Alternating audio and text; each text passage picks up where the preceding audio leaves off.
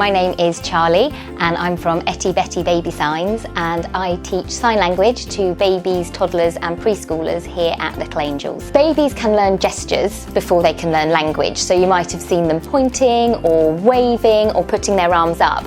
That's all effectively sign language because it's using gestures to communicate their needs to you.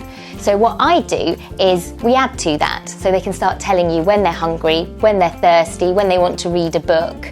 And children really love it because from 6 months onwards, they know what they want and they know what they need, but they don't yet have the tools to tell us. So I like to think of it as giving them those tools so they can start communicating with us. It helps with language development. Every time you do the sign, you're reinforcing the word. It helps them be long-term communicators. It can help cut down on frustration because they can tell you what they want without you having to guess as a parent or as a nursery worker. But also beyond that, British Sign Language, which is the signs that we learn here at Little Angels, is a language in its own right. So if they can continue learning sign language, they'll be bilingual, which I think is a fantastic skill to be able to give children from such a young age.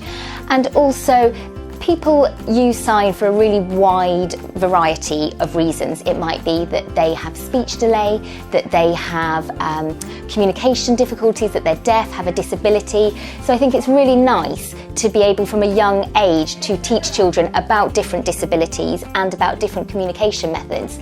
And if these children go on to be at school or nursery with a child who has a disability, for them to be able to have an understanding of that and to be able to communicate with them, I think is really wonderful. We all want a more inclusive and kinder society, and I like to think of this as an important step towards that. We learn a lot, but we have a lot of fun as well. So it's all through songs and through stories and lots of imaginative play. So each week there'll be a new theme and we pretend we're doing something. So we might pretend to be animals and we'll stomp around like elephants whilst doing the sign for elephant. Or we might pretend to be in the garden and we'll dress up like we're in the garden and do some digging and learn all of our garden and nature signs that way. So it's lots of imaginative play and we learn through songs and stories as well. So they're all things that parents can do at home with their children too. I absolutely love working at Little Angels. It's the highlight of my week.